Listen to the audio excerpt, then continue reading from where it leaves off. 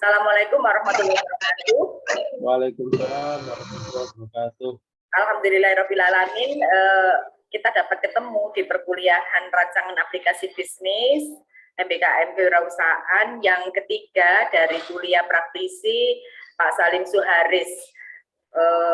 Karena hari ini adalah hari terakhir yang ditentukan oleh Dikti dalam kuliah praktisi, sementara kita baru ada 2 kali pertemuan, maka di hari ini kita akan menghabiskan 3 kali pertemuan ya Pak Salim ya.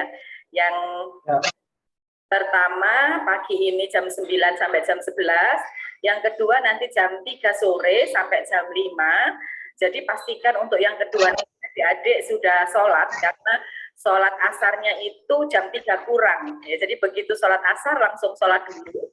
Jadi nggak ada istilahnya nggak terlambat untuk sholat asar ya, karena maghribnya udah jam 5 lebih. Kalau misalkan sholatnya nunggu selesai kuliah, takutnya kebablasan waktunya habis maghrib gitu ya. Terus yang ketiga di malam hari, mudah-mudahan kita semua dapat mengikuti perkuliahan 3 sesi pada hari ini dengan baik. Saya langsung serahkan ke Pak Salim untuk materi yang 2 materi pada pagi dan siang hari nanti terkait dengan finansial ya. Monggo. Ya. Ya. Terima kasih Ibu Mardia. Mohon izin untuk memulai kegiatan pada hari ini.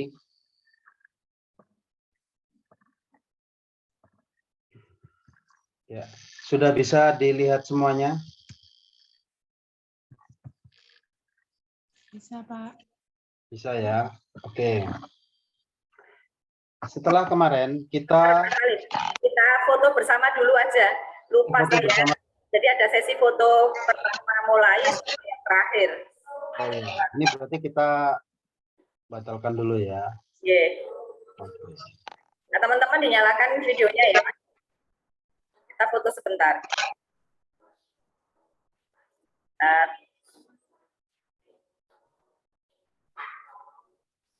Aduh, sudah baca dan ganteng.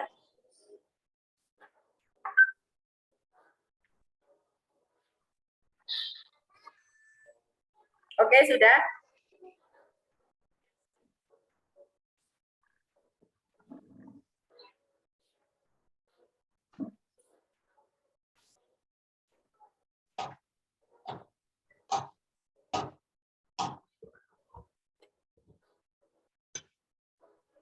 Masih ada yang belum? Beberapa.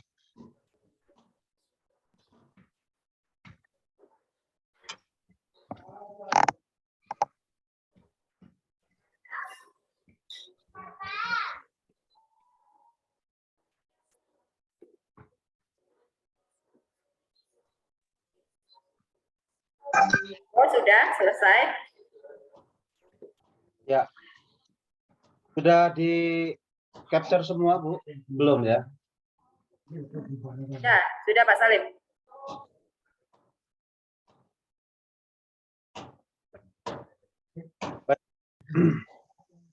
Saya mulai ya untuk perkuliahan pada pagi hari ini.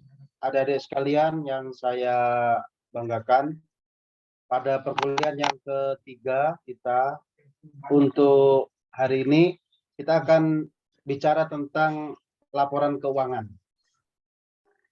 Nah, sebagaimana kita ketahui bahwa sebuah bisnis adalah bertujuan untuk mencari keuntungan. Jadi bisnis dibangun untuk mencari keuntungan. Sehingga yang dilakukan adalah mengorbankan sekecil-kecilnya untuk mendapatkan sebanyak-banyaknya. Mengorbankan sekecil-kecilnya itu dapat dipahami bahwa pengorbanan itu adalah dalam bentuk biaya, cost ya. Dan cost itu ada yang bersifat cost sebagai capital expenditure, ada juga yang dianggap sebagai operasional expenditure. Mohon maaf, suara saya apakah bisa diikuti dengan nyaman? Bisa, Pak. Bisa ya. Jadi Bisa, Pak, tapi share screen-nya belum ada, mohon maaf, Pak. ya belum memang. Jadi ketika kita bicara tentang pengorbanan, maka kita dapat membayangkan kita sedang berkorban untuk melakukan sesuatu yang sesuatu itu diharapkan mampu menciptakan keuntungan. Jadi sebagai contoh, saya memiliki uang 10.000, lalu kemudian uang 10.000 tersebut saya belikan air mineral, katakanlah bisa mendapatkan 5 botol air mineral. Maka uang 10.000 itu adalah sebuah pengorbanan. Uang 10.000 tersebut adalah sebuah pengorbanan. Untuk apa? Agar saya dapat melakukan sesuatu dengan 10.000 itu, saya ubah menjadi air mineral sebanyak 5 botol, dan kemudian air mineral tersebut saya jual. Kalaulah satu botol air mineral dapat saya jual senilai 2.500, maka 5 botol air mineral itu akan menghasilkan 12.500, atau dengan kata lain, saya berkorban 10.000, saya mendapatkan 2.500 di akhir dari sebuah proses. Nah, bisnis secara sederhana dapat diartikan seperti hal tersebut. Sehingga ketika kita berpikir secara lebih kompleks, menghadirkan berbagai macam aspek, maka mindset tersebut tetap tidak boleh hilang, tetap tidak boleh diabaikan. Artinya, kita berkorban sesuatu, maka kita harus berjuang agar pengorbanan itu menghasilkan keuntungan. Bagaimana jika penjualan botol air mineral tadi tidak dapat dilakukan dalam waktu 1 hari? Sebagai contoh, saya membeli 5 botol air mineral, ternyata hanya dapat laku 3 botol pada hari pertama. Begitu tutup buku, saya hanya mendapatkan uang 7.500. Dari 7.500, jika dibandingkan dengan pengorbanan awal saya yang senilai 10.000, maka nilainya adalah kurang,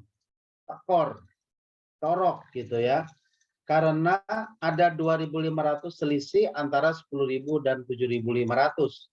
Maka yang 2.500 itu akan menjadi masalah jika 2 botol air mineral saya yang tersisa tidak dapat dijual pada keesokan.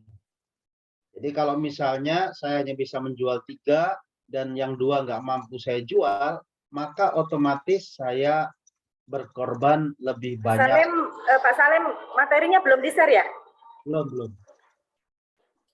Belum, baru pengantar dahulu. Saya ulang ya.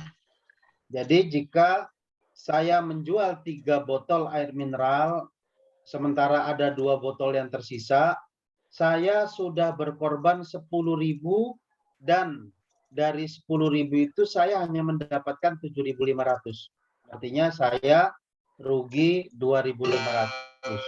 Tapi kerugian itu masih dapat diselamatkan jika 2 botol air mineral tersisa dapat kita jual pada keesokan harinya. Namun jika 2 botol air mineral tersisa tidak dapat kita jual, artinya kita sudah rugi. Sehingga komponen 2 botol air mineral itu juga merupakan aset yang dapat kita optimalkan agar dapat mengembalikan nilai pengorbanan kita. Nah, dengan mindset yang sederhana itu dan dengan mekanisme yang dikembangkan secara sedemikian rupa, sehingga apa yang kita dapatkan belum tentu kita dapat akui, demikian juga apa yang kita akui belum tentu kita dapatkan. Sehingga muncullah pencatatan, di mana pencatatan itu disebut dengan pencatatan keuangan. Sebagaimana yang akan kita bahas pada hari ini. Nah, hari ini saya akan berbagi tentang financial report, atau sebenarnya lebih cocok disebut dengan financial statement. Namun sebelumnya saya ingin melakukan sebuah pembahasan terlebih dahulu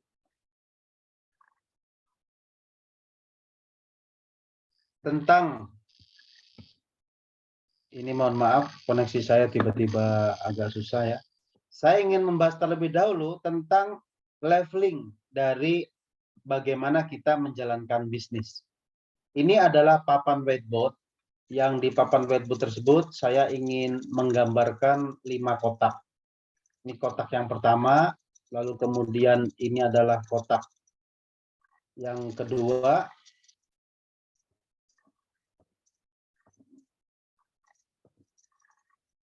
ini adalah kotak yang kedua,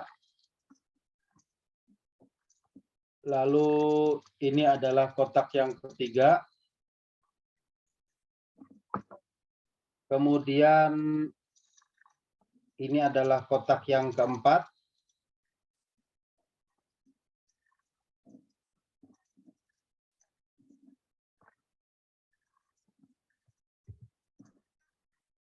kotak yang keempat ya, dan kemudian ini adalah kotak yang kelima. Nah, bisa dilihat ya, kotak yang pertama itu saya sebut dengan startup. Startup adalah ketika bisnis baru dibangun atau baru dibuka, baru dijalankan. Yang kedua adalah running. Running artinya bisnisnya sudah jalan, bisnisnya sudah dapat dinikmati, namun masih penuh dengan tantangan. Yang ketiga adalah growth. Nah, growth ini adalah bisnisnya sudah mulai bertumbuh dan sudah mulai memikirkan tentang sistem. Yang berikutnya lagi adalah scale up. Dan yang terakhir adalah mature. Atau sudah mengalami kondisi yang dewasa ya, atau sudah mentok gitu ya. Sudah nggak bisa bertumbuh lagi. Kalau udah dewasa udah nggak bisa bertumbuh lagi.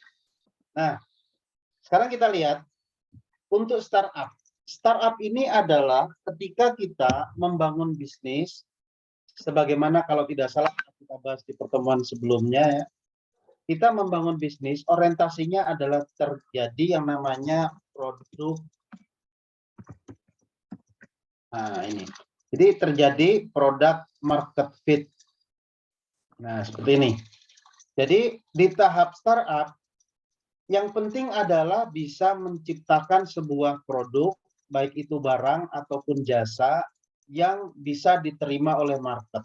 Kalau misalnya kemarin di pertemuan sebelumnya saya sampaikan, yang penting produk market fit itu adalah kita sudah tahu market kita siapa dan market itu sudah tahu kita siapa. Jadi nggak boleh searah, harus terjadi dua arah. Kita sudah tahu market kita siapa dan market kita sudah tahu kita siapa. Kalau kita tahu marketnya siapa, tapi market tidak tahu kita siapa, itu belum product market fit. Saya jualan pecel. Saya tahu market saya adalah mahasiswa Universitas Trunojoyo Malang, jurusan program studi agribisnis ya, program studi agribisnis. Tapi para mahasiswa dari program studi agribisnis tidak tahu bahwa saya jualan pecel. Ini namanya belum product market fit. Jadi product market fit adalah dua-duanya harus tahu dan paham. Nah, tahap yang terpenting dari startup adalah mampu mendefinisikan siapa yang menjadi market saya dan mampu memastikan bahwa market yang saya definisikan itu paham tentang saya. Itu namanya product market fit. Yang kedua, ketika bisnis sudah melewati product market fit, maka kita masuk ke dalam level yang berikutnya, yaitu level running. Pada level running, yang terpenting adalah bagaimana kita mampu menciptakan profit terukur. Apa maksudnya profit terukur? Kalau ketika kita membangun level startup, yang penting ada profit sudah lumayan. Tapi begitu sudah masuk ke running atau sebelumnya, ketika masih startup, dapat profit ala kadarnya itu sudah lumayan. Bahkan rugi pun nggak apa-apa. Tapi kalau sudah masuk ke running, kita harus memastikan bahwa kita memiliki profit yang terukur. Terukur dalam artian, kita dapat mendefinisikan sebuah target profit, dan target profit itu dapat dicapai. Saya menargetkan pada bulan Oktober mencapai profit 1 juta misalnya. Dan tercapai. Bulan November saya mencanangkan target profit 2 juta dan tercapai. Saya mencanangkan profit 3 juta dan tercapai. Nah, itu namanya mampu mencapai profit yang terukur. Kalau target profitnya belum terukur, berarti belum dapat dikatakan sudah melewati masa running. Atau mampu membuat sebuah target profit, tapi tidak mampu mencapainya. Target saya 1 juta nih profit, tapi ternyata profitnya cuma 200.000. Target saya 2 juta, ternyata realisasinya cuma 1 juta. Itu namanya belum mampu untuk melewati masa running. Jadi masa running itu adalah ketika kita merumuskan bagaimana agar mampu mencapai yang terukur dan bagaimana kita bisa memastikan itu secara berkelanjutan. Jadi 1 bulan, 2 bulan, 3 bulan itu dapat tercapai, maka kita akan dapat disebut sudah melewati masa running dan kemudian bergeser kepada masa sistem. Ketika masuk ke masa sistem, maka yang harus kita lakukan adalah menghadirkan yang namanya sistem. Ya, sistem yang dibangun. Jadi kalau sudah masuk ke growth atau masa sistem, maka yang dibenahi adalah sistem. Yang dibenahi adalah bagaimana melakukan efisiensi, bagaimana mengatur sebuah mekanisme, bagaimana kita mampu membuat aturan, mampu membuat regulasi, mampu membuat prosedur, dan lain sebagainya. Apakah sistem itu harus dibangun pada saat growth? Tentu tidak. Kita bikin pada saat startup pun boleh, tapi belum kewajiban. Kita bikin pada saat running pun boleh, tapi juga bukan kewajiban. Tapi kalau sudah growth, maka sistem harus dibangun dan standar kesuksesan atau ketercapaian dari tahap ini adalah terciptanya dan terbangunnya sistem secara lengkap, secara teratur, secara terstruktur. Ini adalah 3 langkah yang harus diperhatikan kalau kita ingin membangun sistem. Nah, bagaimana dengan scale up? Bagaimana dengan mature? Kita tidak bahas pada kuliah kita pada hari ini, karena ini nanti akan kita bahas kapan-kapan jika kita anggap dibutuhkan. Yang pasti antara growth dengan scale up ada jarak, yang mana jarak inilah yang nantinya akan membuat kita harus benar-benar mengukur dan membangun sistem secara baik sebelum melakukan scale up. Nah, sekarang bagaimana jika kita lihat dari sudut pandang tata kelola keuangan perusahaan? Bagi perusahaan yang baru melakukan proses startup, bagi perusahaan yang baru melakukan proses startup, maka tentu yang harus diperhatikan adalah hal-hal keuangan yang bersifat sesuai dengan kebutuhan tersebut. Apa saja? Pertama, yang terpenting adalah kemampuan untuk menghitung HPP. Ini penting, karena kalau misalnya kita tidak paham, maka kita seringkali akan kesulitan. Walaupun menghitung HPP tersebut juga tidak harus dalam ukuran yang benar-benar presisi. Yang penting bisa mengira-ngira berapa nilai HPP dari produk saya. Yang kedua adalah mampu memisahkan kas atau harta usaha, kas dulu ya, kas pribadi dengan kas usaha. Nah, ini juga penting karena kalau misalnya tidak kita lakukan, maka akan menyebabkan masalah. Dan yang terakhir, ini saya letakkan di atas saja supaya tempatnya cukup ya. Nah, seperti ini. Dan yang terakhir adalah kita harus mampu untuk mencatat arus kas. Nah, jadi gini ya, jadi arus kasnya harus bisa dicatat.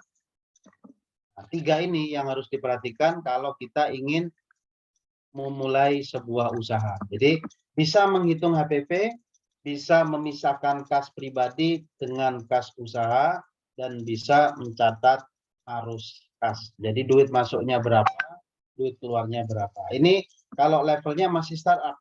Jadi level startup tidak wajib punya laporan laba rugi, juga tidak wajib punya laporan neraca, apalagi laporan perubahan modal. Namun yang terpenting adalah bagaimana kita mampu untuk mencatat duit masuk dan duit keluar. Yang kedua, bagaimana kita bisa memisahkan mana yang merupakan duitnya usaha dan mana yang merupakan duitnya pribadi. Jadi bisnisnya sudah sejak awal harus disiapkan. Saya berkorban 1 juta misalnya. Niat ingsun saya berkorban 1 juta. Harus ada begitunya. Sehingga duit 1 jutanya benar-benar dipisahkan dari pencatatan pribadi. Nah, bagaimana jika uangnya terbatas, Pak? Uangnya hanya jumlahnya 100.000. Ya sudah, 100.000 itulah yang diniatkan untuk menjadi uang usaha. Sehingga detik itu ketika kita berencana membangun usaha, maka uang usaha wajib dipisahkan. Jangan dianggap sebagai uang pribadi, melainkan harus diakui sebagai uang usaha. Nah, ini tentu nanti akan ada sedikit sudut pandang yang berbeda kalau udah bicara masalah pajak, tapi ini asumsi basicnya begitu.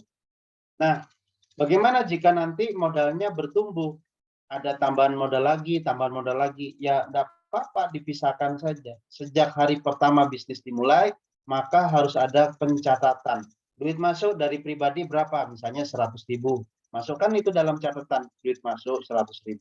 Lalu kepakai buat beli bahan baku, kepakai buat operasional, lalu ada penjualan, dapat duit, masuk lagi. Besok nilai uangnya jadi berapa? Besoknya lagi nilai uangnya jadi berapa? Nilai uangnya jadi berapa? Terus begitu setiap waktu ke waktu. Nah, ini adalah ketika kita masih berjuang menuju ke product market fit, tahap pertama. Bagaimana dengan tahap kedua? Tahap kedua adalah proses running. Pada saat proses running, urusannya sudah semakin kompleks, urusannya sudah semakin banyak, semakin complicated, sehingga antara uang masuk dengan pengakuan penjualan bisa jadi berbeda. Contohnya bagaimana? Kalau awal-awal kejadiannya adalah barang dijual, uang diterima. Beli bahan baku langsung dibayar karena belum ada supplier yang mengizinkan kita untuk membayar secara tempo. Jadi belanja di pasar, bawa barang senilai 100.000, maka kehilangan uang 100.000 itu biasa kalau dalam startup. Jualan senilai 200.000, maka kita kehilangan barang untuk menjual sebanyak 100.000, 200.000 itu pun juga bisa terjadi. Jadi pada saat startup kecenderungan laba rugi cenderung sama dengan arus kas, sehingga tidak perlu atau tidak wajib untuk melakukan pencatatan laba rugi terlebih dahulu. Fokus di arus kas terlebih dahulu. Bagaimana jika kita pengen untuk mencatat laba rugi? Ya tidak apa-apa juga. Tidak wajib bukan berarti tidak boleh, gitu ya. Tidak perlu bukan berarti tidak usah. Tetap boleh, tetap dipersilakan. Di tahap yang kedua yaitu running.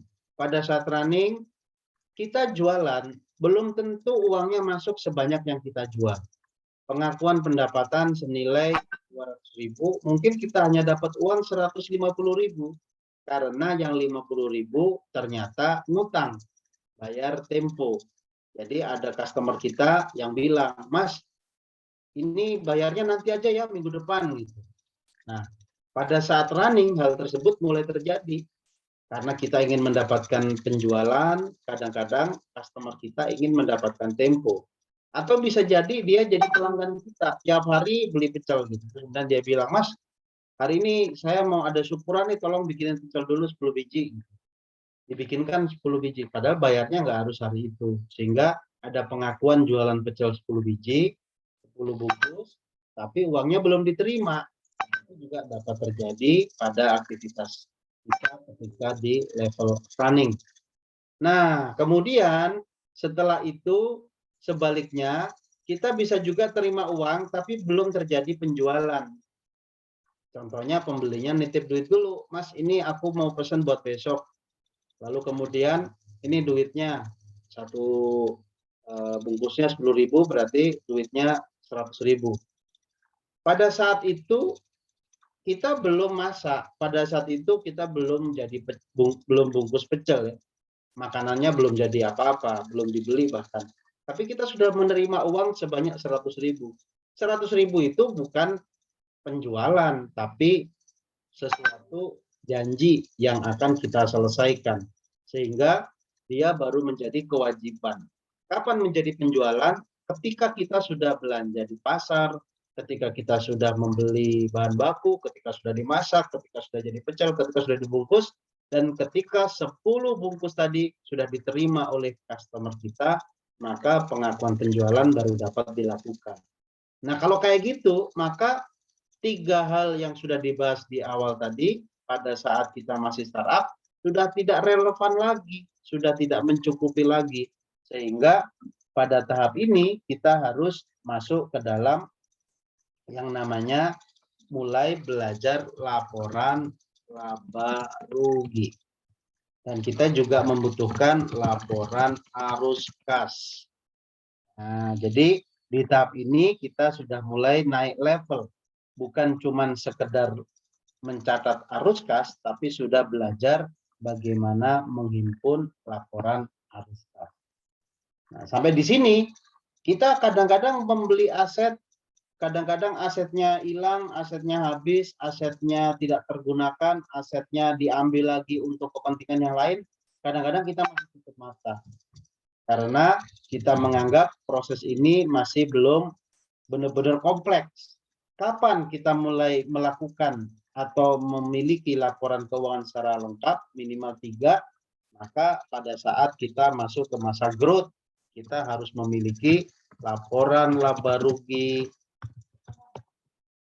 laporan arus kas, dan laporan neraca. Nah, jadi inilah yang akan kita bahas pada pertemuan kita pagi hari ini dan sore nanti jam 3 sampai jam 5. Kita akan membahas tentang. Sampai di sini sebelum kita masuk ke pembahasan, mungkin ada yang mau bertanya atau mau komentar, saya persilahkan. Bu Mardia, silahkan.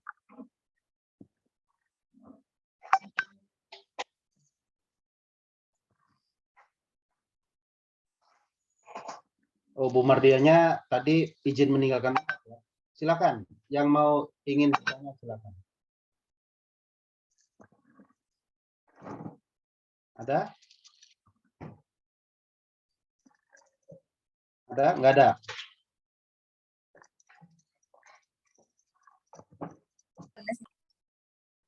Mbak, ada? Enggak ada ya? Oke, saya lanjutkan lagi. Ini bisa dipahami nggak? Coba ketik di Zoom chat, paham atau tidak paham gitu. Siapa yang hadir dan siapa yang cuma numpang nama aja. Saya pengen tahu. Coba masuk ke Zoom chat, ketik saya paham, silahkan dilanjutkan, atau saya tidak paham, mohon diulangi. Silakan.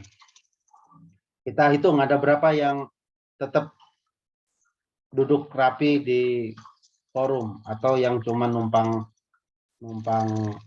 naruh akun saja. Nah, lihat. Oke. 1, 2, 3, 4, 5, 6, 7, 8. Nanti di rekap loh ya. 9, 10, 11, 12, 13, 14, 15, 16.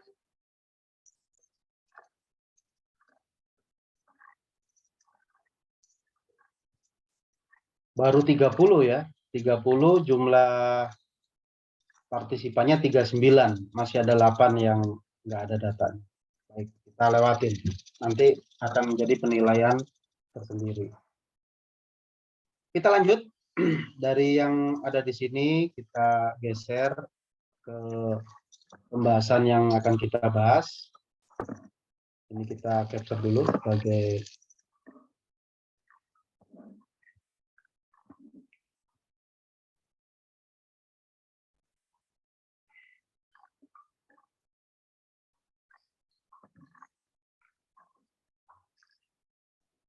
kita akan masuk ke materi financial report.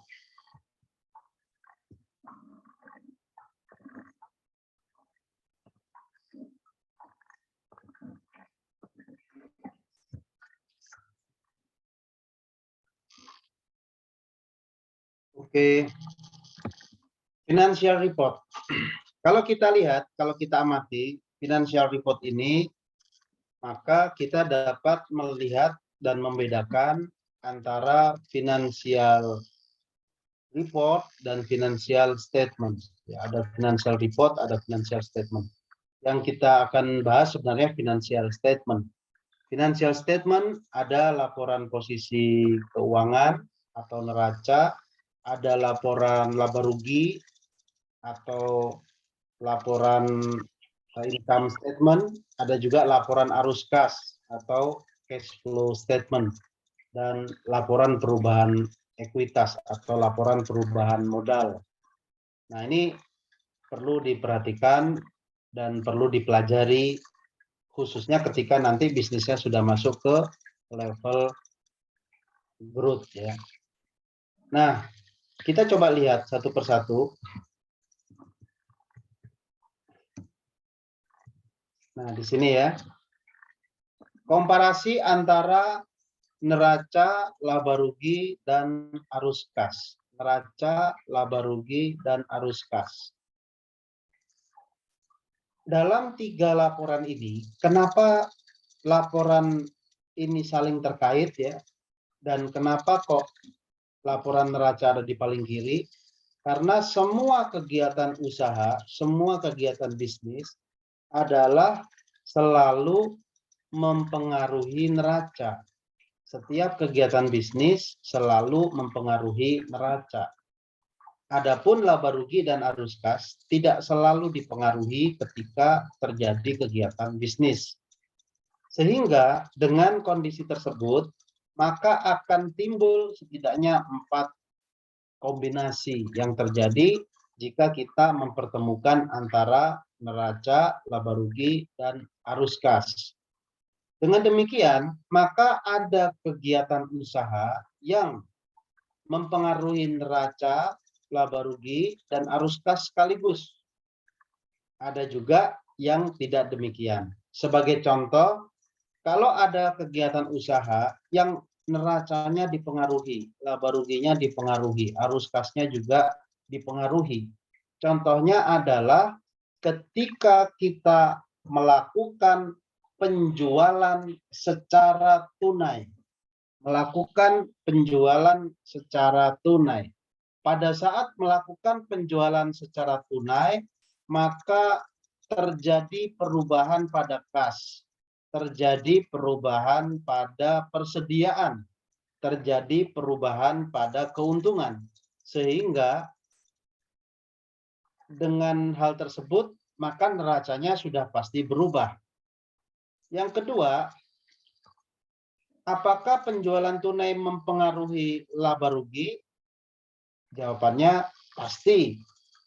Laba rugi pasti akan dipengaruhi. Dipengaruhi dalam artian terjadi pendapatan dan terjadi HPP atau COGS. Yang ketiga, apakah terjadi perubahan pada arus kas Benar, terjadi perubahan pada arus kas, yaitu karena ada uang masuk. Sehingga penjualan penjualan secara tunai dia masuk ke dalam kelompok yang paling atas, yaitu neracanya dipengaruhi, laba ruginya dipengaruhi, arus kasnya juga dipengaruhi. Nah, sekarang coba kita gali bagaimana dengan yang kondisi kedua, di mana neraca dipengaruhi, laba rugi dipengaruhi, arus kasnya tidak dipengaruhi. Maka contohnya adalah penjualan secara tidak tunai. Pada saat penjualan secara tidak tunai, neraca berubah, laba rugi juga berubah, tapi karena tidak ada uang yang bergerak, maka arus kasnya menjadi tidak berubah. Sementara pada contoh yang ketiga adalah ketika terjadi penerimaan piutang. Jadi ada customer melakukan piutang, berarti dia beli secara tempo, lalu kemudian bayar. Pada saat customer bayar, maka neraca dipengaruhi. Arus kas juga dipengaruhi, sementara laba rugi tidak dipengaruhi sama sekali. Nah, demikian juga dengan yang keempat. Ada perubahan pada neraca, tapi laba rugi dan arus kas tidak berubah. Contohnya adalah pembelian bahan baku ke supplier secara tempo. Jadi beli ke supplier, tapi kita bayarnya hutang. Sehingga terjadi penambahan pada hutang dan terjadi penambahan pada persediaan, namun laba rugi tidak berubah. Demikian juga arus kas tidak ikutan berubah. Lalu kita coba lanjut ke yang berikutnya. Nah, ini adalah neraca. Neraca terdiri dari 3 komponen utama. Yang pertama adalah aset. Pada aset, kita mengenal 4 jenis aset. Yang pertama adalah aset lancar. Aset lancar contohnya adalah uang, persediaan, piutang, itu disebut dengan aset lancar. Lalu ada lagi yang namanya aset tidak lancar atau aset tetap.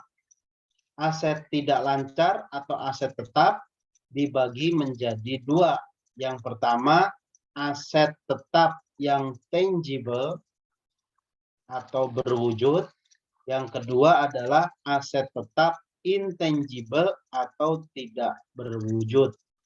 Ada aset tetap tangible, contohnya seperti rumah, gedung, kantor, tanah, bangunan, kendaraan, peralatan, perlengkapan, itu semua adalah aset tetap yang tangible. Sementara aset tetap intangible adalah aset tetap yang tidak berwujud. Yang tidak berwujud contohnya adalah hak kepemilikan, lalu software, lalu kontrak, lalu juga brand, dan lain sebagainya. Itu merupakan aset namun tidak ada wujudnya. Lalu bagaimana dengan jenis aset yang keempat? Jenis aset yang ketiga, kedua, kesatu itu ada di dalam kelompok aset. Namun untuk kategori aset yang keempat ini tidak dapat dimasukkan ke dalam aset. Sehingga mekanisme pencatatannya akan berbeda dibandingkan 3 kelompok yang sudah disebutkan tadi. Nah, kelompok yang 4 adalah aset intangible yang tidak dibukukan. Jadi aset intangible yang tidak dibukukan. Apa saja contohnya? Contohnya kita punya database, kita punya kepercayaan dari customer, kita punya portfolio, kita punya pengalaman, kita punya nama baik, kita punya koneksi, kita punya informasi. Yang semuanya itu didapatkan dari aktivitas pekerjaan kita, aktivitas bisnis kita, tapi tidak dapat diangkakan, sehingga tidak dapat dimasukkan ke dalam laporan keuangan. Namun, semua itu pada dasarnya sangat membantu melancarkan bisnis yang sedang kita jalankan. Kita punya nama baik, tentu dia sangat membantu bisnis kita. Kita punya database, sudah pasti database dapat digunakan, dapat diolah, dapat dikelola untuk sesuatu yang maksimal. Kita punya nama baik ya, tadi sudah. Kita punya brand, dikenal softwarenya, dikenal produknya, dikenal produknya, dikenal layanannya, dikenal jasanya, dikenal namanya. Kita punya akun Instagram yang followernya banyak, kita punya akun TikTok yang followernya banyak, kita punya Twitter yang followernya banyak. Itu semua adalah aset intangible yang tidak dapat dibukukan karena tidak dapat diangkakan. Kelompok aset. Yang kedua adalah kelompok kewajiban atau liability. Liability ini harus dipahami dalam pemahaman yang berbeda. Banyak orang mengatakan liability ternyata dia diarahkan kepada beban. Kalau di dalam istilah akuntansi, liability itu bukan beban, melainkan adalah kewajiban. Jadi kalau kita dengarkan, banyak orang berbicara, you are my liability. Kamu adalah beban saya. Beban yang dimaksud dalam percakapan tersebut adalah beban kewajiban. Sehingga kalau kita mengatakan bahwa sebuah aset bisa jadi liability, itu menjadi absurd maknanya. Karena liability yang dimaksud adalah kewajiban. Nah, tapi kalau kita mengatakan asetnya dibangun oleh kewajiban, asetnya dibangun oleh liability, itu baru benar. Karena contohnya kita beli kendaraan, dibeli dengan cara bertahap, sehingga biaya cicilan yang harus kita lunasi akan tercantum di dalam kewajiban. Nah, itu baru namanya asetnya dibangun oleh liability. Jadi bukan itu aset atau liability, bukan begitu. Itu aset yang dibangun oleh liability. Jadi liability adalah salah satu pembangun aset selain equity. Nah, yang ketiga adalah equity. Equity adalah ketika kita memasukkan harta dalam bentuk modal, baik harta kita sendiri maupun hartanya orang. Harta kita sendiri artinya kita menyisihkan secara sadar sejumlah nilai tertentu yang kemudian harta tersebut berpindah kepemilikan secara hukum dari milik kita berpindah menjadi milik badan hukum. Dalam hal ini adalah PT. Ada di Undang-Undang PT, nanti adik-adik bisa membuka dan mencari Undang-Undang PT untuk memahami bagaimana PT dapat diselenggarakan untuk memudahkan proses kita di dalam berhadapan dengan legal. Nah, dari dua komponen di sebelah kanan akan menciptakan, akan membentuk komponen yang ada di sebelah kiri. Komponen liability dan komponen equity adalah pembentuk dan pembangun aset. Sehingga aset yang kita miliki itu harus kita pahami betul. Itu dibangun oleh apa? Dibangun oleh kewajiban atau dibangun oleh equity. Sehingga dengan begitu kita lebih mudah untuk memahami permasalahan yang ada di perusahaan kita. Nah, jadi logikanya seperti itu, sehingga kemudian dengan begitu kita dapat untuk melakukan berbagai kebijakan, mengambil berbagai keputusan yang nantinya akan dapat melancarkan dan memajukan bisnis yang kita miliki. Balance sheet adalah merupakan apa yang menjadi kondisi kita, apa yang menjadi kesehatan kita, seperti apa kita, what you are, what your health, dan sebagainya. Jadi ini adalah balance sheet, menginformasikan hal tersebut. Sekarang kita coba masuk ke income statement. Income statement atau laporan laba rugi atau profit and loss, PNL biasa diistilahkan oleh orang-orang, itu adalah laporan yang menunjukkan tentang apa saja yang berhasil kita jual dan apa saja yang harus kita biayakan. Apa saja yang berhasil kita jual dan apa saja yang harus kita biayakan.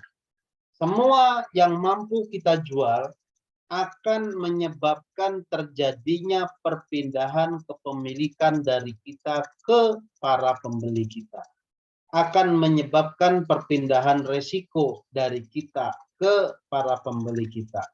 Akan menyebabkan perpindahan kendali dari kita ke para pembeli kita. Jadi jual beli harus mampu menciptakan 3 hal. Yang pertama, memindahkan kepemilikan. Yang kedua, memindahkan resiko. Yang ketiga, memindahkan kendali. Kalau dalam jual beli tidak terjadi 3 hal, maka itu bukan jual beli. Apa namanya? Tidak jelas. Jadi kita tidak membahas yang tidak jelas, kita bahas yang jelas-jelas saja.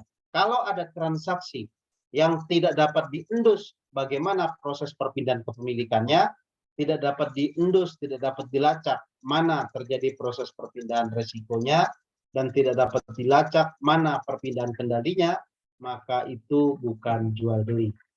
Jadi kalau pengen disebut jual beli, jelas perpindahan kendalinya ada. Saya bisa ngapa-ngapain dengan barang yang saya beli. Jelas perpindahan risikonya. Saya harus bertanggung jawab dengan apa yang setelah saya beli, saya terima. Jelas perpindahan kepemilikan. Setelah saya beli, barang tersebut adalah milik saya. Nah, 3 hal tadi harus dapat diperhatikan. Sehingga pengakuan terjadinya penjualan bukan pada saat mana-mana, melainkan pada saat kita berhasil mendeliver mana yang tadinya barang itu milik kita menjadi miliknya pembeli, yang tadinya risiko kita menjadi risikonya pembeli, dan yang tadinya kendali kita menjadi kendalinya pembeli. Maka itulah dapat dilakukan pengakuan penjualan. Bagaimana dengan kita berhasil menjual yang di sini digambarkan dengan warna putih ya. Ternyata dari yang kita jual itu harus digerogoti dengan COGS atau cost of goods sold. Harga pokok penjualan. Jadi COGS, harga pokok penjualan, cost of goods sold. Nah, ini adalah sesuatu yang menyebabkan nilai yang kita terima itu menjadi terbebani dengan COGS. Misal saya menjual senilai 100.000, lalu kemudian COGS-nya 40.000, maka warna putih yang tersisa, andaikan kita mengabaikan warna hijau dan warna orange, nilainya adalah tersisa 60.000. Lalu kemudian kita melakukan kegiatan operasional, ada expenses, ada depresiasi, ada amortisasi. Katakanlah di sini totalnya adalah 20. Maka berarti yang tersisa adalah menjadi 40.000. Dari 100.000 dikurangi dengan 40.000, dikurangi dengan 20.000, tersisa tinggal 40.000.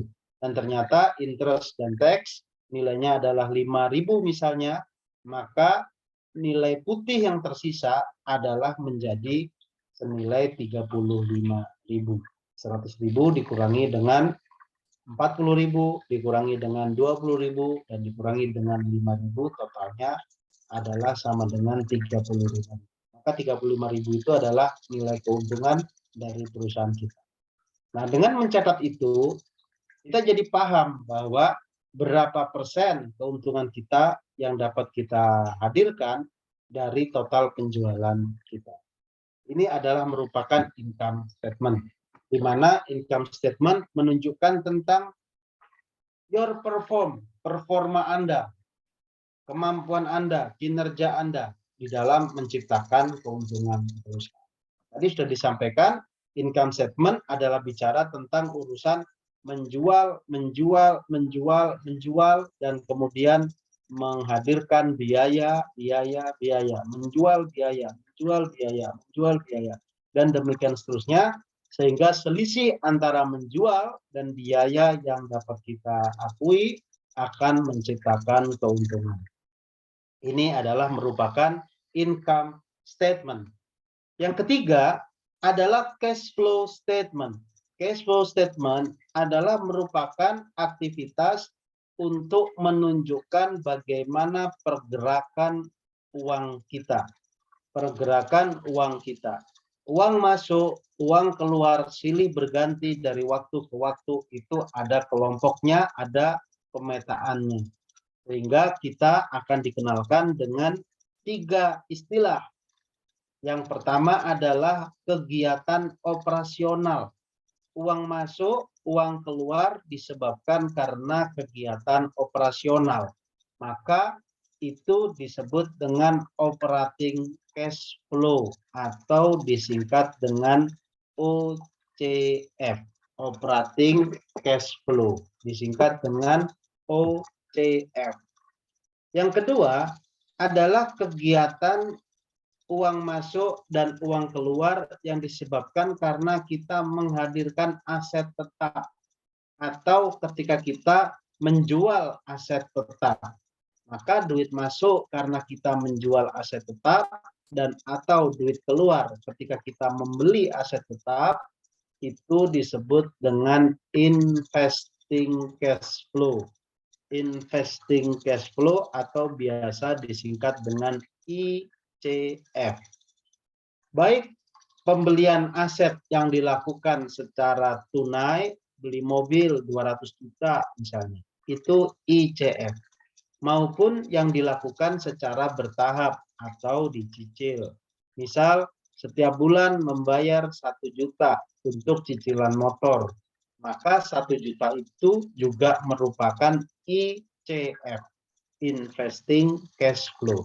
Duit yang keluar dan atau duit yang masuk yang disebabkan oleh karena kegiatan investasi. Yang ketiga adalah kegiatan yang terkait dengan pendanaan. Pendanaan. Maka yang ketiga adalah financing cash flow. Pendanaan biasa disebut dengan financing cash flow. Financing cash flow disingkat dengan FCF. Financing cash flow. Pendanaan artinya ada uang masuk yang disebabkan karena ada pemodal, karena ada investor, karena ada suntikan dana dari pihak-pihak tertentu, karena ada hutang ke perbankan, karena ada hutang ke saudara, famili, kerabat, rekan, dan sebagainya, maka kegiatan uang masuk untuk memodali, untuk mendanai aktivitas perusahaan, maka disebut dengan financing cash flow. Financing cash flow atau disingkat dengan FCF.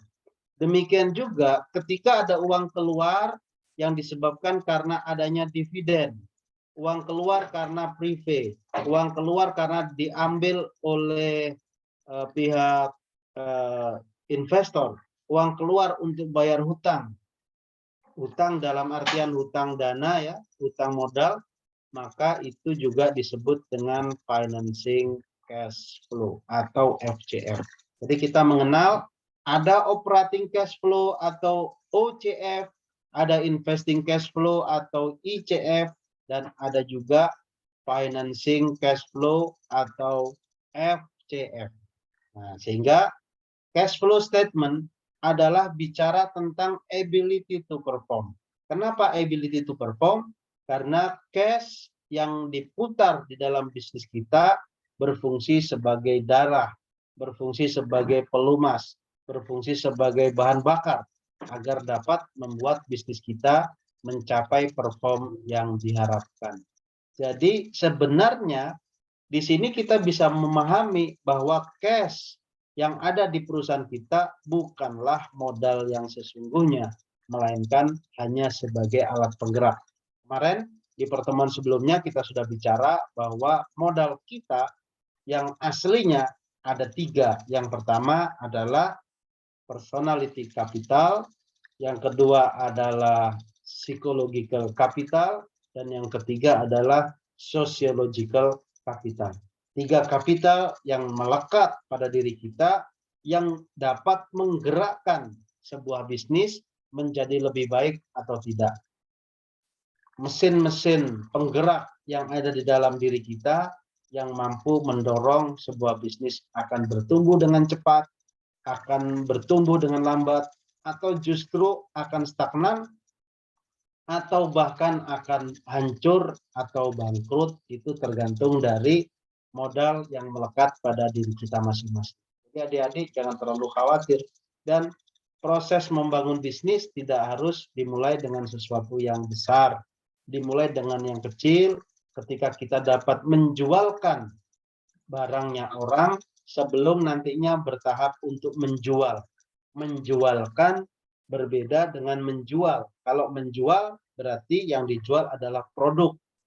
Kalau menjualkan, yang dijual adalah jasa kita untuk bisa membantu orang yang sedang memiliki produk. Dua hal yang berbeda yang harus dipahami secara mendasar. Nah, lalu kemudian cash flow statement tentu bicara tentang bagaimana menghimpun dana dan bagaimana membelanjakannya. Sehingga urusan laba rugi dan urusan arus kas itu memiliki sudut pandang yang berbeda. Laba rugi fokusnya adalah menjual, membeli. Kalau di arus kas fokusnya adalah mengumpulkan, lalu kemudian membelanjakan. Dua hal yang berbeda. Laporan laba rugi tidak peduli seberapa besar uang yang masuk, tidak peduli seberapa besar uang yang keluar. Sebaliknya, laporan arus kas tidak peduli seberapa besar penjualan dan tidak peduli seberapa besar dari aktivitas biaya. Sehingga pada laporan laba rugi yang terpenting adalah berapa untung dan berapa rugi, sementara pada laporan arus kas yang terpenting adalah punya duit atau tidak, duit masuk lebih banyak atau lebih sedikit, dan itu yang kita dapat bahas terkait masalah 3 dari laporan keuangan tadi. Yang mana sebagai kesimpulan pada hari ini kita dapat melihat bahwa hubungan antara laporan arus kas dan laporan laba rugi serta laporan neraca itu dapat kita lihat seperti ini. Pada neraca di awal period, ya, neraca pada 1 Januari 2022 misalnya, dan ini adalah neraca pada akhir 2022, misalnya 31 Desember 2022. Jadi di sini 1 Januari 2022, di sini 31 Desember 2022. Nah, antara uang yang tersedia pada tanggal 31 Desember 2022 dikurangi dengan uang yang tersedia pada tanggal 1 Januari 2022, maka nilainya akan persis sama dengan yang dilaporkan di arus kas. Misal, akhir Desember 2022 uang kita adalah 100 juta. Sementara awal Januari 2022 uang kita adalah 5 juta. Maka dapat dipastikan selama tahun 2022 nilai total dari arus kas adalah sebesar 100 dikurangi dengan 5 atau sama dengan 95 juta. Jadi di sini kita bisa melihat arus kas akan sangat persis dengan selisih antar neraca di kelompok kas. Yang kedua, hubungan antara neraca dengan laba rugi. Neraca pada akhir period dapat kita lihat total keuntungannya berapa, sementara pada awal period dapat juga kita lihat total keuntungannya berapa. Selisih antara posisi akhir period dengan posisi di awal period adalah sama dengan laporan laba rugi. Nah, jadi seperti itu. Dan kita juga bisa melihat contoh yang lebih kompleks, Di sini ada laporan neraca pada awal periode. Lalu kemudian ada juga laporan neraca pada akhir periode. Awal, akhir. Nah, pada saat awal dan akhir, maka terjadi pergerakan operasional yang pergerakan operasional itu akan mempengaruhi income statement, akan mempengaruhi cash flow statement, dan akan juga mempengaruhi statement of change in equity atau laporan perubahan ekuitas atau laporan perubahan modal. Lalu ada juga aktivitas bertambah dan berkurangnya kegiatan pendanaan. Ya, pada saat ini maka yang terjadi dia mempengaruhi cash flow statement dan juga mempengaruhi statement of change in equity. Jadi ada dua hal yang dipengaruhi ketika terjadi pergerakan permodalan dan ada tiga hal yang terjadi karena ada pergerakan operasional. Nah, lalu adanya aktivitas dua inilah yang kemudian kalau di total-total akan menyebabkan pergerakan dari balance sheet pada saat periode dimulai dan menjadi balance sheet pada saat aktivitas periode tersebut sudah berakhir. Ini yang dapat kita diskusikan terkait masalah laporan keuangan, dan saya berharap Bu Mardiah dapat membantu untuk menggali pertanyaan demi pertanyaan yang akan kita bahas sampai akhir, sampai selesai. Silakan Bu Mardiah.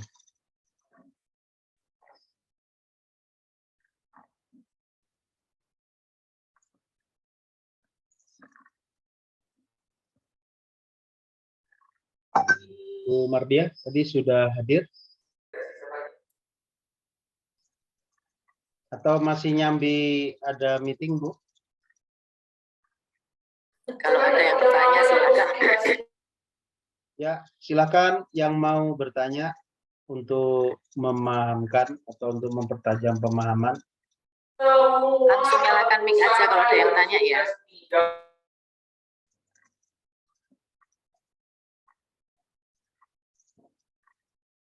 Ini nggak tanya karena bingung palingnya. Ayo adik-adik, wis takok sakarepmu yang dipahami. Tadi kan sudah bisa mulai paham ya. Silahkan bertanya dan silahkan nantinya dapat digunakan untuk pengayaan dari knowledge yang dapat dihimpun. Silakan.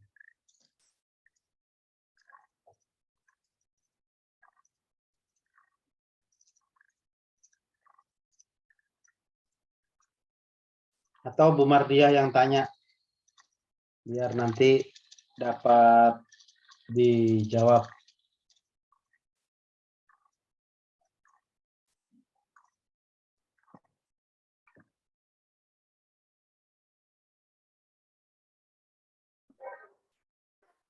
Ayo, yang mau tanya, Ibu sudah lari-lari nih dari ruangan keluar. Ya, Mbak Eka. Mbak Eka Rahma, dibuka mic-nya. Ya, terima kasih Bu Mardiah. Mohon maaf nggak bisa on cam Bu, soalnya tadi sengaja lagi juga. Izin tanya ke Pak Salim, tadi terkait yang bagian neraca, laba rugi dan arus kas itu yang perubahan pada neraca ada yang tabel-tabel Pak, saya agak kurang paham. Tadi sempat putus-putus juga. Mungkin bisa dijelaskan lagi. Terima kasih. Baik, saya ulangi lagi ya.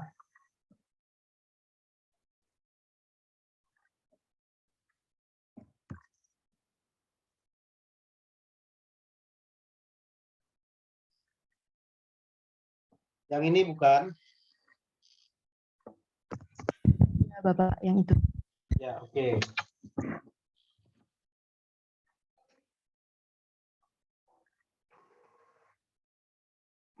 Baik. Jadi, kalau kita bicara tentang bisnis, maka tentu kita akan tidak lepas dari aktivitas-aktivitas bisnis. Aktivitas bisnis adalah semua kegiatan yang kita lakukan selama menjalankan bisnis.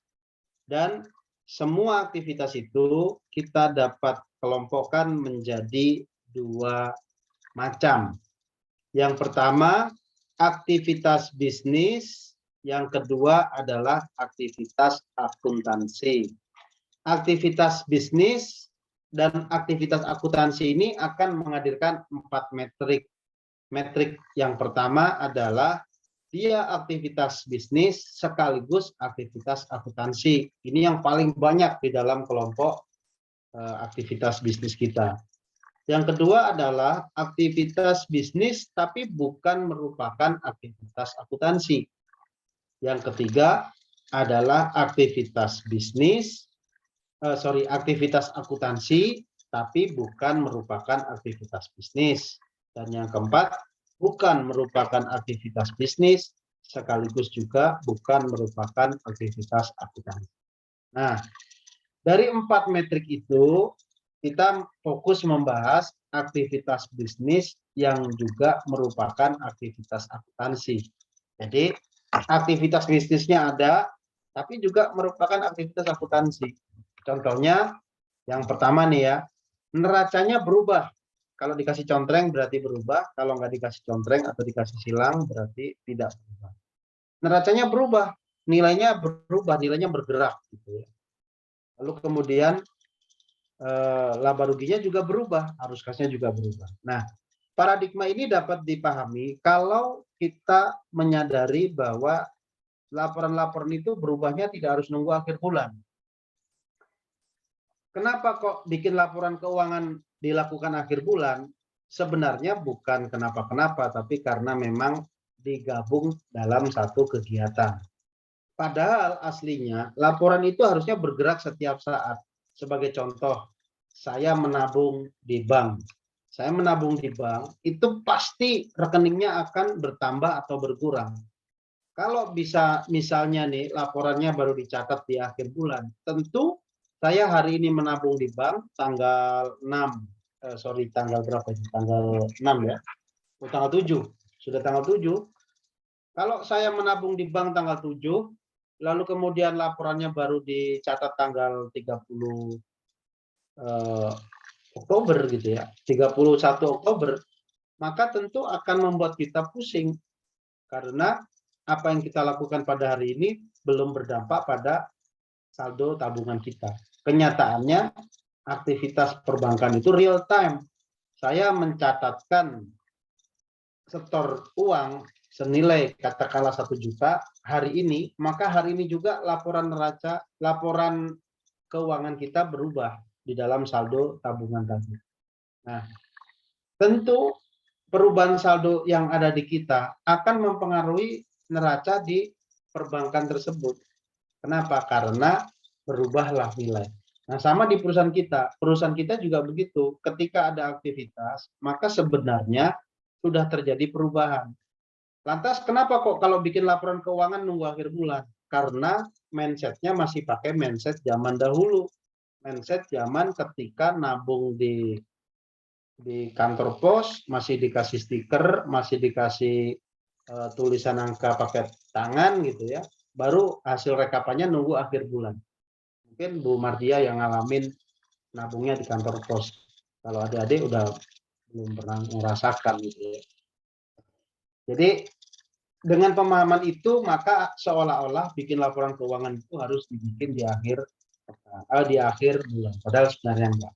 Harusnya terjadi pada saat itu juga.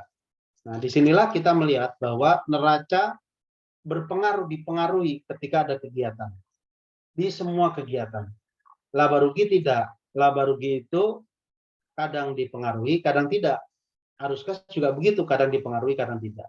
Maka contohnya di neraca yang dipengaruhi, laba rugi yang dipengaruhi, arus kas dipengaruhi, ada pada kegiatan penjualan tunai. Pada saat penjualan tunai, neraca pasti berubah. Laba rugi pasti berubah, arus kas juga pasti berubah. Lupa, kalau di laporan keuangan kan berubahnya nanti nunggu akhir bulan. Itu laporan keuangan yang sudah terlambat. harusnya berubah. Karena yang dijadikan sebagai landasan pengambilan keputusan adalah apa yang terjadi pada laporan saat ini, bukan laporan akhir bulan. Kalau laporan akhir bulan kan kita nggak tahu. Kita seolah-olah memulai bulan dengan saldo misalnya 100 juta, padahal selama hari berjalan uangnya pakai gitu ya sampai habis gitu ya. Sementara yang kita jadikan acuan masih laporan yang 100 juta tadi, tentu sudah tidak relevan. Maka aplikasi-aplikasi software yang tersedia dapat dibeli, dapat disewa, semuanya menggunakan real time pencatatan. Sehingga hari ini kita menambah saldo kas, maka berubahlah neraca. Hari ini terjadi penjualan, maka berubahlah neraca dan laba rugi. Dan seterusnya seperti itu. Bisa dipahami? Tadi adik siapa yang bertanya ya? Saya tadi kurang nyimak. Mbak Eka ya kalau salah. Terima kasih, Pak. Oke, siapa lagi yang ingin bertanya? Silakan. Siapa lagi yang mau bertanya?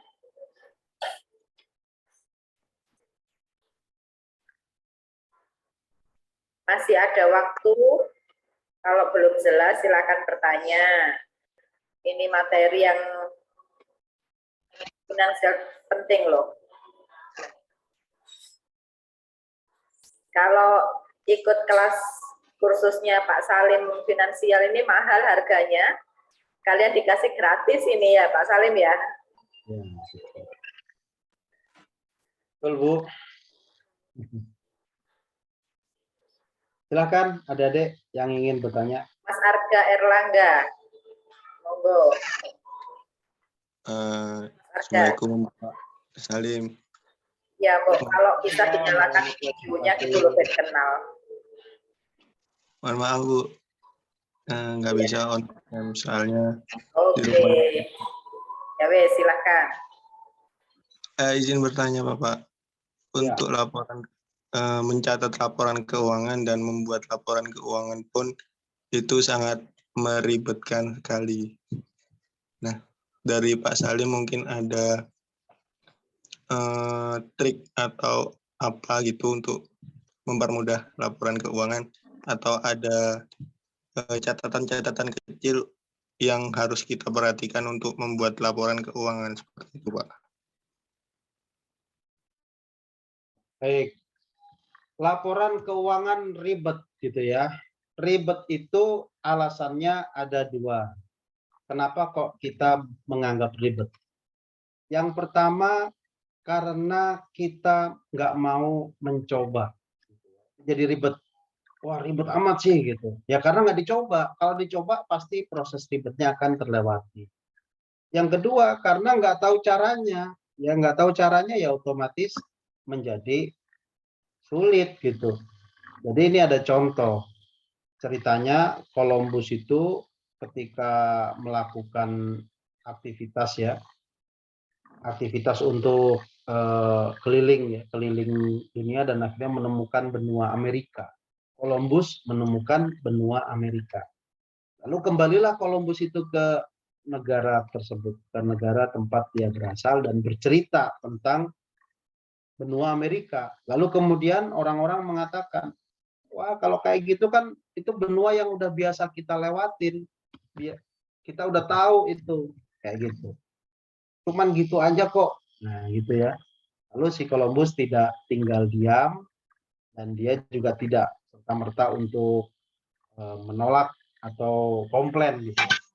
Besoknya dia membawa telur matang gitu dibawa, lalu dibagikanlah kepada orang-orang yang mengatakan bahwa menemukan benua Amerika itu mudah atau biasa. Maka telur-telur dibagikan, lalu kemudian Columbus menanyakan, wahai saudara-saudara sekalian, silakan yang bisa mendirikan telur, silakan ngacung gitu ya. Maka telur itu dibagikan, telur matang itu dibagikan. Nah, masing-masing orang-orang lagi berjuang tuh untuk mendirikan telur. Aduh, gitu ya. 1 jam, 2 jam, 3 jam, dibiarin aja sama si Columbus. Ketika sampai sudah 4 jam, lalu kemudian masih juga belum ada satupun yang berhasil mendirikan telur. Kemudian mereka bertanya, Columbus, jangan-jangan kamu sendiri juga nggak bisa mendirikan telur.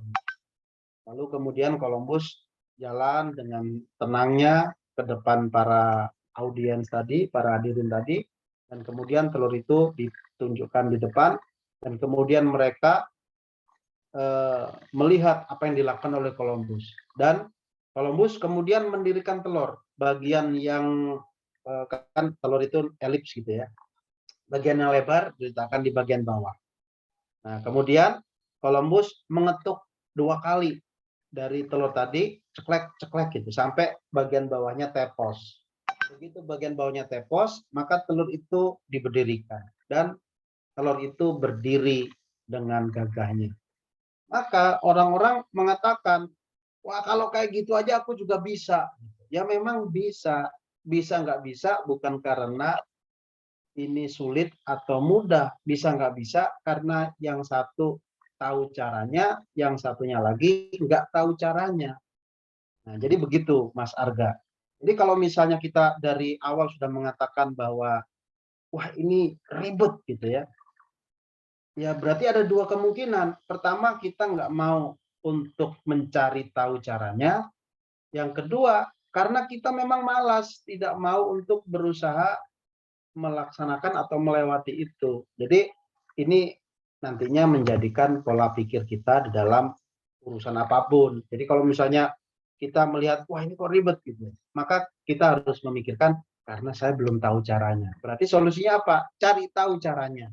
Cari tahu ke siapa? Ya, cari tahu ke yang sudah melaksanakan, sudah kira-kira begitu. Nah, sekarang saya tunjukkan bagaimana caranya melakukan pencatatan itu mudah. Ini ada contoh, dan nanti rekan-rekan adik-adik juga bisa melihat ya.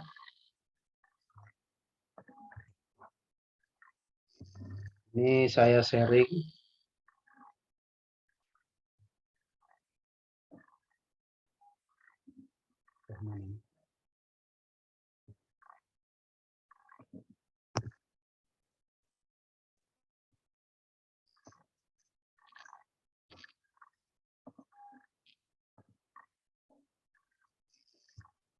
Oke, adik-adik perhatikan, ini adalah merupakan link ya. Jadi nanti adik-adik saya share di grup, di Zoom chat ya. Di Zoom chat ada link 3 Salim Suharis ya. Di situ perhatikan, di sini ada laporan keuangan otomatis. Laporan keuangan otomatis. Kalau diklik, maka di sini adik-adik akan melihat contoh. Ya, contoh. Ini contohnya nih.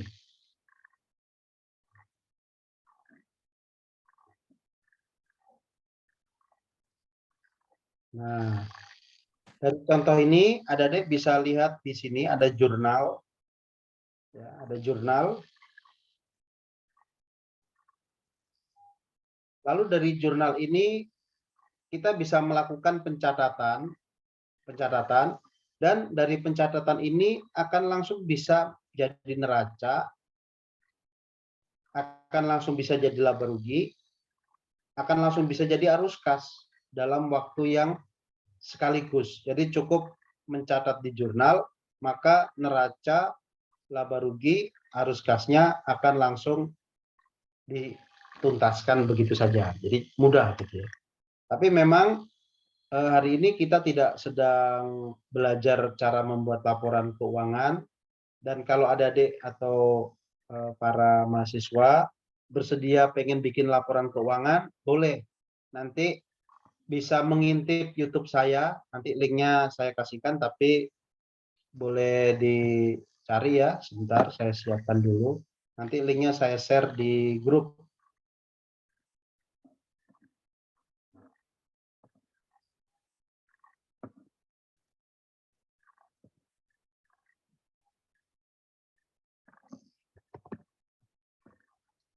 Saya carikan sebentar.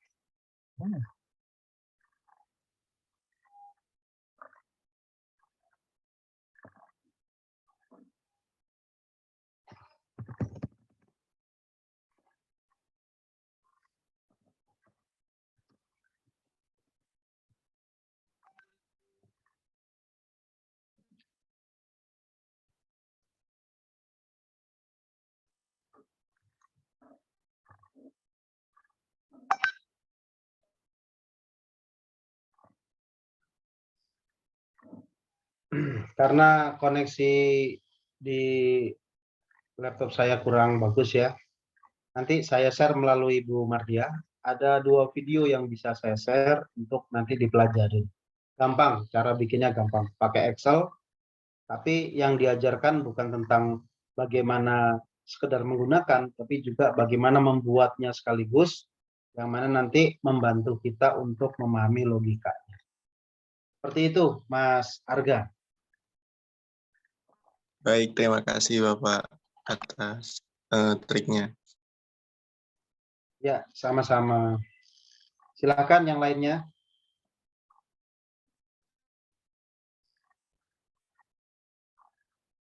Yuk, yang lain ada lagi yang mau bertanya? Masih banyak waktunya. Kita masih ada sekitar 30 menit lagi. Karena materi keuangan itu berat kali ya. Jadi ini diem itu antara paham dan bingung sebenarnya. Jadi memang dikasih sedikit supaya dicerna, Bu. Karena memang ini pondasi ya, jadi pondasi saya ada respon dari mahasiswa supaya timbul. Jadi gini, kalau benar-benar didengarkan dan benar-benar dicerna, pasti akan menimbulkan reaksi pada otak. Kalau otaknya bereaksi, pasti akan menimbulkan respon. Nah, jadi kalau memang tidak timbul respon, ya ada beberapa kemungkinan. Yang pertama, memang tidak ada yang masuk, gitu ya, sehingga nggak ada yang bisa dicerna. Atau sedang proses mencerna, ya kemudian belum mampu untuk menghasilkan proses feedback. Pencernaannya berjalan lambat berarti. Nggak apa-apa dikasih, kita bikin agak santai saja. Yang penting pada hari ini target kita adalah memahami jenis-jenis laporan keuangan, dan laporan keuangan tersebut akhirnya jadikan kita paham bahwa aktivitas-aktivitas yang kemarin dibahas di pertemuan kedua, kita bicara tentang bisnis model kanvas. Di situ kita mendapati ada 2 blok bagian bawah. Yang pertama bicara tentang revenue, yang kedua bicara tentang cost structure. Nah, revenue adalah apa saja yang kita dapat lakukan untuk mengambil uangnya customer kita. Jadi bagaimana cara ngambil uangnya customer kita? Nah, disitulah kita buka revenue yang dapat kita definisikan. Yang kedua, agar proses revenue itu dapat berlangsung, pasti ada value, dan dari value pasti ada key activity, ada key resources, ada key partner, yang mana mereka semua akan memunculkan cost structure. Sehingga antara cost structure yang harus kita tanggung dibandingkan dengan revenue yang kita dapatkan, selisihnya adalah keuntungan. Nah, pada saat itu kita baru membahas batas itu. Jadi silakan dibuka kembali materi yang kemarin, sudah kita bahas di pertemuan sebelumnya. Dan hari ini kita pertajam bahwa untuk memahami pergerakan keuangan, kita harus mengerti laporan keuangan. Ada neraca, ada laba rugi, ada arus kas dengan masing-masing tadi, dan dengan demikian mekanismenya harus dicerna, harus ditangkap, harus diolah dalam benak kita, dalam pikiran kita, untuk kemudian menghasilkan sebuah hasil.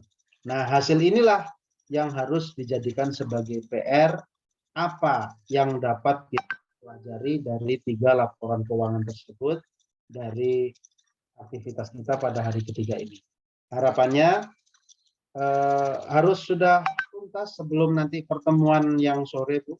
Mungkin nanti adik-adik bisa meluangkan waktu sesaat sebelum Jumatan, dan mungkin setelah Jumatan, setelah makan siang, istirahat gitu ya, menyempatkan diri untuk sekedar membuat summary dari apa yang sudah ditangkap pada pertemuan pada pagi hari ini.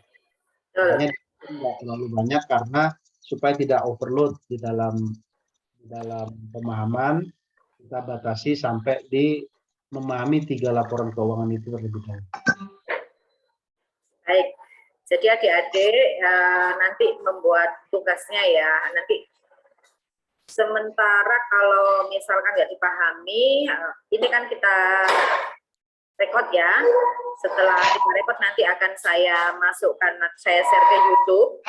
Kalian bisa mendengarkan ulang. Nah, seperti yang disampaikan oleh Mas Salim tadi, Mas Salim lagi, Pak Salim tadi, bahwa nanti jam 3 kita ketemu. Nah, adik-adik sudah mengumpulkan resumnya ya. Nah, dari nanti menulis ulang atau meresum itu, pasti nanti akan timbul pertanyaan-pertanyaan gitu ya. Pertanyaan-pertanyaan sebelum mulai materi nanti jam ketiga, mungkin ada pertanyaan dulu yang akan disampaikan kepada Pak Salim gitu ya. Kurang lebih seperti itu ya Pak Salim ya, karena memang mencerna makanannya masih lambat.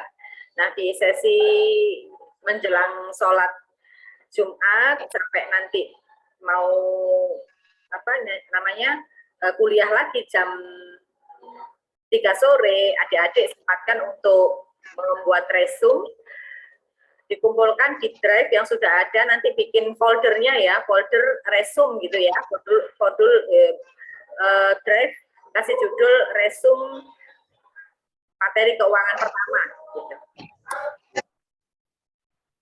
Oke, bisa dipahami ya?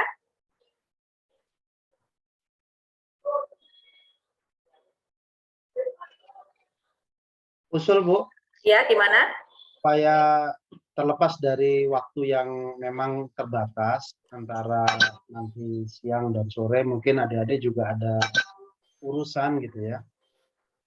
Bisa memaksimalkan waktu antara sekarang sampai jam 11, sehingga nanti khawatirnya adik-adik ada alasan waktunya nggak ada, atau kemudian ya yang lain atau apa gitu ya. Ya.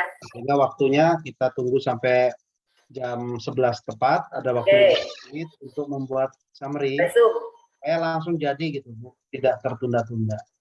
Oke, baik. Jadi tugasnya ditunggu sampai jam 11 ya adik-adik ya. Ya, baik. Ada waktu sedikit sekarang, kurang lebih 17 menit ya.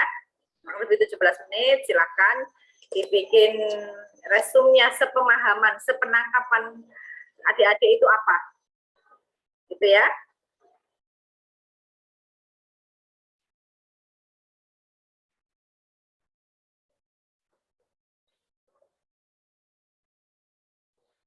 Oke, bisa dipahami ya? Bisa Bu, Siti Aisyah. Baik, kita akhiri dulu ya Pak Salim ya. Nanti resumnya dimasukkan di drive itu untuk dilihat oleh Pak Salim. Nah, nanti waktu jam 15 itu, jam 3 itu kita akan memulai kelas lagi dengan materi finansial selanjutnya. Sebelum kita akhiri, minta tolong untuk nyalakan kamera kembali, kita akan foto untuk sesi yang terakhir